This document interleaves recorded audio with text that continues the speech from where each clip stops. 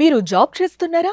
మీ సాలరీని double చేసుకోవాలని అనుకుంటున్నారా? 2x your salary online కోర్సులో జాయిన్ అవ్వండి.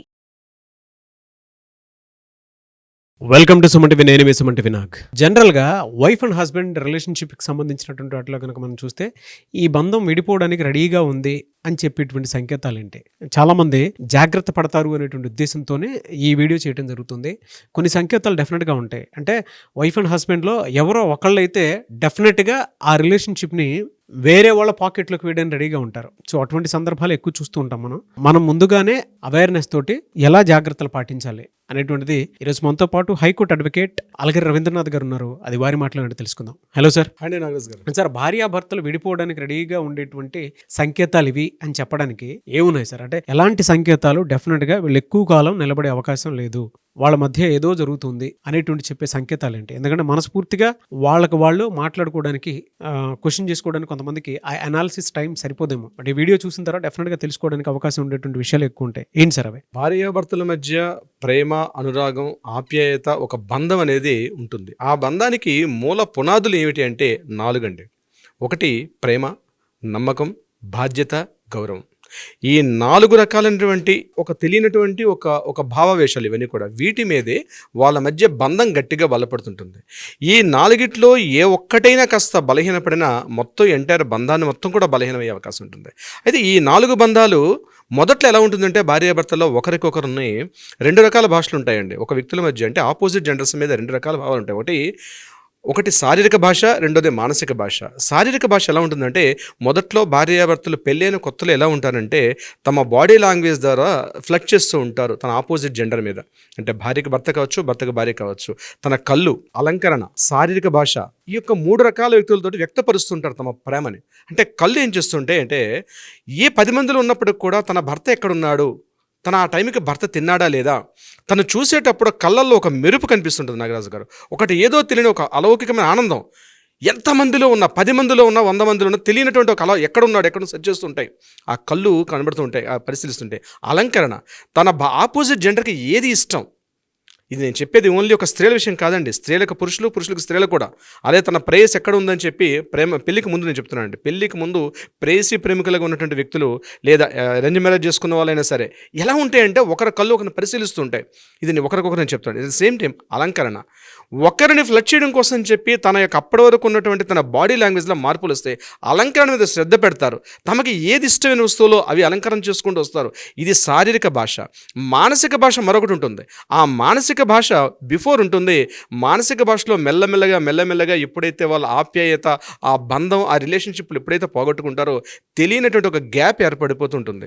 మొదట్లో గుర్తుపెట్టుకోండి నాగరాజ్ గారు, ఒక భార్యాభర్త ఇద్దరు కూడా మొదట్లో తమ ఏం చేసిన యాక్సెప్టెన్స్ ఇస్తారు. తనను తను పూర్తిగా మినిమైజ్ చేసేసుకుంటాడు. తను చాలా తక్కువగా భావిస్తాడు. తన భార్య దగ్గర భర్త ఎంత పెద్దవాడైనా సరే, ఎంత పెద్ద హోదాలో ఉన్నా తన హోదాని మర్చిపోయి తనను ఫ్లడ్ చేసే విధానంలో తను చాలా మినిమైజ్ చేసుకుంటాడు.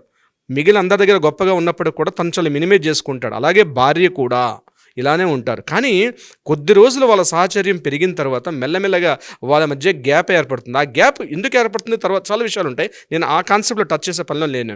కానీ గ్యాప్ అనేది ఏర్పడుతున్నప్పుడు ఆ గ్యాప్ను అర్థం చేసుకోకపోతే, ఆ గ్యాప్ను ఐడెంటిఫై చేయకపోతే వాళ్ళు కొన్ని సంకేతాలు ఇస్తూ ఉంటారు.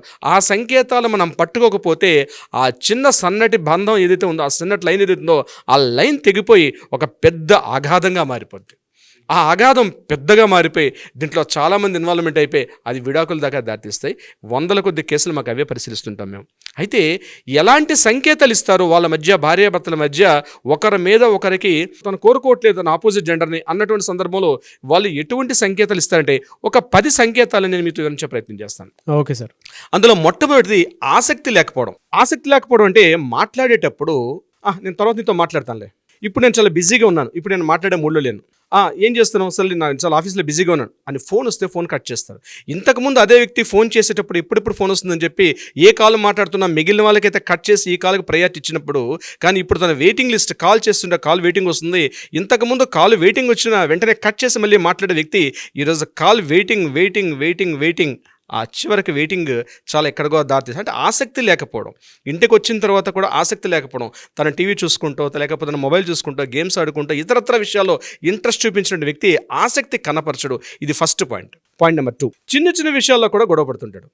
చిన్న చిన్న విషయాలు, అక్కడ టవల్, ఆ మంచం మీద టవల్, ఆ టవల్ ఉన్న ప్లేస్లో టవల్ లేకపోయినా, వాషింగ్ మెషిన్ ఉన్నటువంటి బట్టలు చిందరవందరగా కాస్త వాషింగ్ మెషిన్లో బట్టలు చిందరవందరగా పడినా, ఎక్కడ వస్తువులు అక్కడ చిందరవందరగా ఉన్నాయి, ఇంటికి రాగానే ఆ చిన్న విషయం కారణం లేకపోయినా దాన్ని సాకుగా తీసుకొని ఆ గొడవని పెద్దగా చిలువలుగా చేస్తూ ఉంటాడు ఆయన. ఎందుకంటే ఈ రోజు నవే డేస్ ఇద్దరు కూడా బోత్ ఎంప్లాయీస్ కాబట్టి ఒకరు ముందొచ్చి ఒకరు వెనకొచ్చినా సరే సర్దుకుపోయే తత్వాన్ని రోజు రోజుకి తగ్గిపోతుంటుంది. చిన్న చిన్న విషయాల గొడవ, ఏ చిన్న విషయం వచ్చినా సరే చిన్న మాట పట్టిపోయి పెద్దగా ఉండవండి కారణాలు. అదొక కారణంగా కూడా కనిపించదు, కానీ ఆ కారణాన్ని పెద్దగా చేసి ఒక గొడవగా తీసుకెళ్తారు. ఆ కూరలో ఉప్పు ఎక్కువైంది, చిన్న విషయం కావచ్చు, కూరలో ఉప్పు ఎక్కువైంది. కూరలో ఉప్పు ఎక్కువైన విషయానికి ఏంటి వాళ్ళు మర్చిపోయావా, కూరలో ఇంట్లో ఉప్పు ఎక్కువైందా అని అడగడం వేరు. ఏంది ఇలాంటి చండాలం ఉండవు అని చెప్తే ఆ మొహం మీద పడేయడం, అది ఎక్కడికో దారిస్తుంది. ఆ దారి తీసింది పోయి బెడ్రూమ్లో ఒకరికొకరు కాకుండా ఆపోజిట్గా పడుకునే స్థాయికి పెరుగుతుంది. ఇది రెండో కారణంగా చెప్పుకోవచ్చు. మూడోది, ఫ్యూచర్ ప్లాన్స్లో మీరు లేకపోవడం. అంటే ఎక్కడికైనా వెళ్ళాలి, ఎండాకాలం సెలవులు వస్తున్నాయి, వేసవి సెలవులు వస్తున్నాయి, ఈ సమ్మర్ హాలిడేస్లో ఎక్కడికైనా వెళ్ళాలంటే అప్పటి వరకు ఎప్పుడు తనతో కలిసి వెళ్దామా, తన పక్క సీట్లో ఇద్దరం కలిసి ఫ్లైట్ జర్నీ చేయాలన్నా, కలిసి ఒక వందే భారత్ ట్రైన్లో జర్నీ చేయాలంటే కూడా తన ఉత్సాహం అనమాట. అదే దానికోసం లగేజ్ సర్దుకుంటూ హడావుడిగా ఉన్నటువంటి ఆ వ్యక్తి కూడా, అప్పటిదాకా అలా ఉన్న వ్యక్తి కూడా ఇమీడియట్గా తను అవాయిడ్ చేసుకుంటూ తన ఫ్రెండ్స్తో పార్టీకి వెళ్ళడమనో, లేకపోతే తన ఫ్యామిలీ ఫ్రెండ్స్ తోటి కావచ్చు, తన ఫ్రెండ్స్తో కావచ్చు, ఇతర లేకపోతే తన ఫ్యామిలీ మెంబర్స్తో కావచ్చు వెళ్ళడానికి ఇంట్రెస్ట్ చూపుతుంటాడు, మెల్లమెల్లగా అవాయిడ్ చేస్తాడు. ఇది ఫ్యూచర్ ప్లాన్స్లో. అంటే నేను చెప్పేది జర్నీస్ ఒక్కటే కాదు, ఇతరత్ర విషయాల్లో కూడా భవిష్యత్తులో ఎలా ఉండాలి, ఆ ఇల్లు తీసుకుందాం, ఈ ఇంటి కొందాం, ఇంకా చిన్న విషయాలు చెప్తానండి. కారు కొనుక్కునేటప్పుడు, కలర్ సెలక్షన్ చేసేటప్పుడు కూడా, జనరల్గా కారు కొనేది మగవాడు కొన్నప్పుడు కూడా కారు కలర్ సెలక్షన్ చేసేటప్పుడు మాత్రం ఖచ్చితంగా భార్యను తీసుకెళ్తారు. డబ్బు కట్టేది అయినప్పుడు కూడా, తన కారు తను వాడినప్పుడు కూడా ఆ కారు కలర్ సెలక్షన్ దగ్గర మాత్రం భార్యను తీసుకెళ్తాడు. ఇల్లు కొనేటప్పుడు ఇద్దరు కలిసి వెళ్తారు. ఇలా భవిష్యత్తు యొక్క అవసరాల్లో ఏదైనా ఇన్వెస్ట్ చేయాలన్నా, లేకపోతే ఇతరత్ర ఏదైనా అవసరం అయితే ఖచ్చితంగా మాత్రం తన యొక్క పార్ట్నర్ని మాత్రం ఇన్వాల్వ్మెంట్ చేయకుండా తను అవాయిడ్ చేస్తూ ఉంటాడు. ఇదొక కారణంగా చెప్పుకోవచ్చు. నాలుగవది, సామాజికంగా దూరం. బర్త్డే పార్టీస్ వస్తాయి, ఫ్యామిలీ పార్టీస్ వస్తాయి, ఇతరత్ర ఏదైనా చిన్న చిన్న గెట్ టుగెదర్స్ ఉంటాయి, కిట్టి పార్టీస్ ఉంటాయి. ఇటువంటి సందర్భాల్లో ఖచ్చితంగా ఏం చేస్తారంటే ఇటువంటి వ్యక్తులు, అంటే తన మీద ఇంట్రెస్ట్ లేదు అని చెప్పడానికి సంకేతంగా ఎలా ఉంటారంటే దూరంగా పెడతారు వాళ్ళని. అంటే సామాజికంగా దూరంగా పెట్టడం. తన ఫ్రెండ్స్తో పార్టీకి వెళ్ళేటప్పుడు తను బిజీగా వెళ్ళిపోయి లేట్గా రావడం కానీ, అదేవిధంగా ఫ్రెండ్స్ యొక్క పార్టీస్లో కానీ ఇతరత్ర విషయాల్లో సామాజికంగా దూరంగా పెట్టుకుంటూ పోతారు, అవాయిడ్ చేస్తూ ఉంటారు. భార్యకు భర్త, భర్తకు భార్య లేట్ అవర్స్లో రావడం, ఫ్రెండ్స్తో మాట్లాడడం, వచ్చిన తర్వాత కూడా వేరే ఫోన్స్లో మాట్లాడుకోవడం, దూరంగా పెట్టడం అన్నది కూడా ఒక సంకేతంగా భావించవచ్చు. వీటన్నిటికన్నా మరొక ఇంపార్టెంట్ అండి, మీ అభిప్రాయాన్ని వాళ్ళు గౌరవించకపోవడం. అంటే చాలా సందర్భాల్లో ప్రతి భార్యాభర్తలకి ఇది కలుగుతూనే ఉంటుంది, ఉదయం సాయంత్రం వరకు ఏదో సందర్భాల్లో. అంటే ఈరోజు కర్రీ ఏం చేయాలి, ఇంతకుముందు ఏమంటే కర్రీ ఏం చేయాలి అని అడిగి చేసినటువంటి అదే స్త్రీ కొద్ది రోజులకి గ్యాప్ పెరిగిన సంకేతం ఎలా ఉంటుందంటే తన ఇంట్రెస్ట్ వచ్చిన కూర వండేసిపోతుంది. అక్కడ తనకి ఏదైతే తన భర్తకి ఇంట్రెస్ట్ అంటే చిన్న విషయం మీకు కనిపించే చిన్న కారణంగా ఉంటుంది, కానీ గ్యాప్కి ఇది సంకేతాలుగా ఉంటుంది. అలాగే హస్బెండ్ ఏం చేస్తాడు, తను ఏదైనా తన డ్రెస్ కొనుక్కోవడానికి మార్కెట్లోకి వెళ్ళి తనకి ఏదైనా ఒక డ్రెస్ కొనుక్కునేటప్పుడు ఇంతకుముందు ఈ కలర్ బాగుంటుందా, ఇట్లాంటిది బాగుంటుందా అన్నటువంటి ఒక క్వశ్చన్ అడిగి తను పర్చేజ్ చేసేటువంటి అదే వ్యక్తి ఈరోజు షాప్కి వెళ్ళి చక్కగా బట్టలు తీసుకొచ్చి ఆ బట్టలు హ్యాంగర్కి ఇంట్లో వార్డ్రోబ్లో తగిలించేస్తాడు. ఈవిడ ఎప్పుడో ఒక సర్దుకుంటూ చూసేసరికల్లా కొత్తగా ఉన్నటువంటి డ్రెస్ కనిపిస్తుంది. అడుగుద్ది, ఏంటి డ్రెస్ కొత్తగా కొనుక్కున్నారంటే, అవును కొనుక్కున్నాను, నన్ను అడగరా అంటే, ఏంటి నా డ్రెస్ కొనుక్కునేటప్పుడు నేను అడగాల అంటే గొడవకు దారితీస్తుంటాయి. అంటే ఆపోజిట్ జెండర్ యొక్క వ్యక్తిత్వాన్ని, తన అభిప్రాయాన్ని గౌరవించకపోవడం కూడా ఒక చిన్న కారణంగా మనం చెప్పుకోవచ్చు నాగరాజ్ గారు. మరో పాయింట్, ప్రాధాన్యత ఇవ్వకపోవడం అంటే ఒక నలుగురు కలిసి, తన ఫ్యామిలీ మెంబర్స్ కలిసి మాట్లాడుకునేటప్పుడు ఏదైనా ఒక విషయాన్ని డిస్కస్ చేస్తునేటప్పుడు, ఒక ఫర్ ఎగ్జాంపుల్ ఇప్పుడు సమ్మర్ హాలిడేస్ వస్తున్నాయి, టూర్ ప్రోగ్రామ్ పెట్టుకున్నారు అనుకుందాం. టూర్ ప్రోగ్రామ్ పెట్టుకునేటప్పుడు ఎక్కడికి వెళ్ళాలి, ఏ డెస్టినేషన్కి వెళ్ళాలి, ఏ విహార స్థలానికి వెళ్ళాలి, సమ్మర్ క్యాంప్ ఎక్కడికి వెళ్ళాలి, సిమ్లా వెళ్ళాలా, కులు వెళ్ళాలా, మనాలి వెళ్ళాలి, లేకపోతే అవుట్ స్టేషన్కి వెళ్ళాలా, ఇటు స్విట్జర్లాండ్కి పోవాలి, వాళ్ళ బడ్జెట్ని బట్టి. ఇక్కడ అభిప్రాయాన్ని గౌరవించకపోవడం, తన డెసిషన్ తీసుకోవడం, మేల్కి ఫిమేల్ కావచ్చు, ఫిమేల్కి మేల్ కావచ్చు, అంటే భర్తకు భార్య, భార్యకి భర్త. నేను మా ఫ్రెండ్స్తో కలిసి ఈసారి సిమ్లా టూర్కి వెళ్తున్నాను అంటుంది ఆవిడ సింపుల్గా. వీడు ఒక్కసారి వాడు పిడుగుపడినట్టు ఫీల్ అయిపోతాడు వీడు. అంటే ఇది ఒక సంకేతంగా గుర్తుపెట్టుకోవాల్సిన అవసరం ఉంది. అంటే మీ యొక్క అభిప్రాయాలను గౌరవించకుండా ఇండివిజువల్గా అభిప్రాయాలను తీసుకుంటారు వాళ్ళు. ఇది కూడా ఒక మేజర్ ఒక ప్రాబ్లంగా చెప్పుకోవచ్చు. సహజమైన సంభాషణలు వారిద్దరి మధ్య తగ్గిపోతాయి నాగరాజ్ గారు. సహజంగా ఉన్న సంభాషణలు అంటే చిన్న చిన్న సిల్లీ జోక్స్, డైనింగ్ టేబుల్ దగ్గర కూర్చొని మాట్లాడుకునేటప్పుడు సిల్లీగా మాట్లాడుకుంటారు. అవును. అంటే మీకు కొద్దిగా భార్యాభర్తలు కదా, ఆమె ఆ డైనింగ్ టేబుల్ దగ్గర కూర్చొని ఏదో ఒక శారీ కట్టుకుంటే అట్లా వెళ్ళేటప్పుడు ఆమె నడుంగి వెళ్ళడం కావచ్చు, లేకపోతే ఆమె కాస్త ఆ కలర్ వేసుకునేటప్పుడు కాస్త చిలిపిగా ఒక సెటరికల్గా మాట్లాడడం కావచ్చు, లేకపోతే ఆమె హెయిర్ స్టైల్ని కామెంట్ చేస్తూ మాట్లాడడం. అంటే అది కామెంటే, కానీ సెటరికల్ కామెంట్ ఉంటుంది. అంటే హర్ట్ చేసే విధంగా ఉండదు, కానీ ఆ చిన్న చిన్న సంభాషణలు, అంటే వాళ్ళిద్దరం ఉన్నటువంటి ఒక రొమాంటిక్ ఫీలింగ్ ఉంటుంది భార్యాభర్తలు అంటే. ఆ రొమాంటిక్ ఫీలింగ్ అనేది తగ్గిపోతుంది. ఏముండదు, పెట్టావా టేబుల్ మీద, తిన్నావా వెళ్ళిపోయావా, నేను వచ్చాను నువ్వు వచ్చావు, నువ్వు తినేసి నీ ప్లేట్ ఇక్కడ పడేసి వెళ్ళిపో, ఇంట్లో పని ఆమె వస్తుంది క్లీన్ చేసుకుంటూ వెళ్ళిపోతుంది, ఇంతే. నన్ను ముట్టకు నామాల కాకి, నీ పని అంతే నా పని ఇదే. అంటే చిన్న చిన్న సంభాషణలు అన్నవి కూడా దూరం అయిపోతాయి. ఆ ఫీలింగ్ కనిపిస్తూ ఉంటుంది. ఎప్పుడైతే ఆ సంభాషణకు దూరం అయ్యాడో అతను ఆ పర్సన్ ఆపోజిట్ జెండరు వేరే, మీరు స్టార్టింగ్ అన్నట్టుగా వేరే వాళ్ళ పాకెట్లోకి వెళ్తున్నట్టుగా ఒక సంకేతం అయితే ఇస్తూ ఉంటారు ఆ చిన్న చిన్న సంభాషణలు. ఎప్పుడైతే అదే ఇంతకుముందు పెళ్ళైన కొత్తలో చిన్నగా నడుంగిలితే కూడా అందరూ నవ్వి వెళ్ళిపోయి అదే అమ్మాయి ఇప్పుడు ఇలా చేస్తే చాచిపెట్టి కొడుతుంది ఆమె. వీడు కూడా అంతే, ఏదో పొరపాటు మీద తన నల్లగా ఉత్తేటుంటే తన చెస్ట్ మీద అమ్మాయి ఇంతకు ముందు రింగులు తిప్పుతున్న అమ్మాయి అంటే భార్య ఇప్పుడైనా పొరపాటుగా ఏదో బెడ్ మీదకి వెళ్ళి కాస్త తిప్పింది అనుకోండి, పడేలాడు కొడతాడు వీడు. అంటే ఆ సంభాషణలు, ఆ రొమాంటిక్స్, ఆ మూమెంట్స్ అన్ని కూడా ఒకరికొకరు దూరంగా వెళ్ళిపోయినటువంటి సందర్భాలు వస్తాయి. చివరి పాయింట్ చాలా ఇంపార్టెంట్ పాయింట్ కూడా నాగరాజు గారు. ముఖ్యంగా ఎప్పుడో జరిగిపోయిన పాత విషయాలు, ఎప్పుడో సంవత్సరాలకో 2 సంవత్సరాలకు 3 ఏళ్ళకో జరిగిపోయినటువంటి పాత విషయాలను గుర్తుకు చేస్తూ, నువ్వు ఆ సందర్భంలో అంత చెత్తగా బిహేవ్ చేసావు, నీకు బుద్ధి లేదు, నీకు సెన్స్ లేదు, నన్ను అట్లా కామెంట్ చేసావు అని గుర్తు చేసి మరి ఒకరినొకరు నిందించుకోవడం. అకారణంగా, కారణం ఉండదు. ఇంటికి ఇతను ఆఫీస్ నుంచి ఇంటికి వెళ్తాడు, కూర్చునే సరికి లేదా కాఫీ అడుగుతాడు, నీకు సిగ్గు లేదా అప్పుడు ఎట్లా కాఫీలు తాగేలా చేసావు అంటే ఏదో ఒక సిచ్యువేషన్ కావాలి. అంటే ఒకరి మీద ఒకరు పాత విషయాలను గుర్తుకు చేసుకుంటూ, లేకపోతే మా చెల్లి పెళ్లి విషయంలో మీరు ఆ రోజు ఎట్లా మా చెల్లితో మీరు సరసాలాడారు, మీకు సిగ్గు లేదు, మీ కుక్క బుద్ధి మీది ఇలాంటి బుద్ధి అని చెప్పి ఆ అమ్మాయి తిట్టడం. అదేవిధంగా వీడు కూడా మాట్లాడేటప్పుడు, మీరు మా ఫ్రెండ్స్తో వచ్చేటప్పుడు నువ్వు కామెంట్ చేసావు, మా ఫ్రెండ్ వైపు ఎక్కువగా నువ్వు చూసావు, బుద్ధి లేదని చెప్తే ఇతను కామెంట్ చేయడం.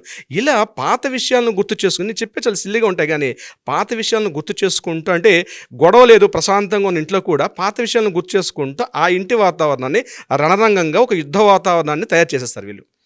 ఇటువంటి సంకేతాలు ఇప్పుడు నేను చెప్పే ఒక 10 పాయింట్స్ ఉంటాయి నాగరాజు గారు. ఈ 10 పాయింట్స్ని కానీ ఇందులో ఖచ్చితంగా 10 ఉండాలని రూల్ లేదు. అందులో ఏ 1-2 కనిపిస్తున్నాయి మీ యొక్క దాంపత్య జీవితంలో, మీ యొక్క వైవాహిక జీవితంలో ఇటువంటి సింబాలిక్గా కనిపిస్తున్నాయి అంటే ఖచ్చితంగా మీ ఆపోజిట్ పార్ట్నర్ మిమ్మల్ని అవాయిడ్ చేస్తున్నట్టుగా ఒక సైన్ అయితే ఇస్తున్నారు, ఒక సంకేతాన్ని అయితే ఇస్తున్నట్టుగా గుర్తుపెట్టుకోవచ్చు నాగరాజు గారు. ఎలా సార్, అంటే ఎటువంటి పరిస్థితులు ఉన్నప్పుడు ఇదంతా వీడియో చూసిన తర్వాత ఒక సొల్యూషన్ కావాలనుకుంటారు, దానికి ఎట్లా, దీనికి సొల్యూషన్ ఏంటి సార్? సొల్యూషన్ తప్పనిసరిగా ఒక సొల్యూషన్ ఉంటుంది నాగరాజు గారు. ముఖ్యంగా ఏంటంటే కౌన్సిలింగ్ అండి. ఫ్యామిలీ కౌన్సిలింగ్ ఇది చాలా ఇంపార్టెంట్. నాకు తెలుసు, వేరే వాళ్ళ దగ్గరికి వెళ్ళాల్సిన అవసరం నాకు లేదు అంటాడు ఇతను. నేను పెద్ద చదువుకున్నవాడిని, నేను పెద్ద సాఫ్ట్వేర్ ఎంప్లాయ్ అని ఇద్దరికిద్దరు ఒకరికొకరు కూడా ఉంటారు ఇట్లాంటి. కానీ పూర్వకాలంలో ఒకరినొకరు ఇట్లాంటి ఇంటి వాతావరణం ఉండేటప్పుడు, ఎప్పుడో సినిమా చూస్తాం, పెళ్ళైన కొత్తలో సినిమా ఉంటుంది, జగపతి బాబు అండ్ ప్రియమణి గారిది ఒక సినిమా చూస్తే గుర్తొస్తుంది. వాళ్ళిద్దరి మధ్య ఇట్లాంటి భేదాభిప్రాయం ఉండేటప్పుడు ఆ ఇంటి పెద్దవాళ్ళు వాళ్ళిద్దరి మధ్య అన్యోన్యత పెంచడం కోసం అని చెప్పి రకరకాలుగా చేస్తారు. కానీ ఈరోజు ఆ పెద్దవాళ్ళ యొక్క చేయి పట్టుకు నడిపించేటువంటి పెద్దవాళ్ళ యొక్క లోపం కనిపిస్తుంటుంది. పెద్దవాళ్ళని ఎక్కడ వృద్ధాశ్రమాలు పడేసామో, ఇతరత్ర కారణాల ద్వారా పెద్దవాళ్ళకి దగ్గరగా లేవు, మన పిల్లల వైపు తప్పించి మన పెద్దవాళ్ళతో మాత్రం అంత టచ్లో మనం లేవు. ఇటువంటి సందర్భాల్లో ఒక అడ్వకేట్, ఒక ఫ్యామిలీ కౌన్సిల్ యొక్క సహాయం అవసరం. ఆ family council extraordinary family council అయి ఉండాలి. అంటే ప్రాపర్గా గైడ్ చేయాలి. చిన్న చిన్న విషయాల మీద కూడా పూర్తి అవగాహన ఉండాలి. అంటే ఏ రకంగా వాళ్ళిద్దరి మధ్య గ్యాప్, ఈ గ్యాప్ని స్టార్టింగ్లో కానీ మనం తగ్గించకపోతే ఆ గ్యాప్ ఇందాక నేను చెప్పినట్టుగా పెద్ద అగాధం అయిపోయి విడాకులు దాకా దాటిస్తాయి. కొన్ని విడాకులకు కేసులు వస్తాయి నాగరాజు గారు, కారణం ఉండదు, చాలా చిన్న చిన్న సిల్లీ థింగ్స్ ఉంటాయి. సో నేనేమంటానంటే ఫ్యామిలీ కౌన్సిలింగ్ అనేది చాలా చాలా ఇంపార్టెంట్. ఒక ఫ్యామిలీ డాక్టర్ ఇంపార్టెంట్, ఒక ఫ్యామిలీ అడ్వకేట్ కూడా ఇంపార్టెంట్. డాక్టర్ అంత ఇంపార్టెంట్ ఒక ఫ్యామిలీకి.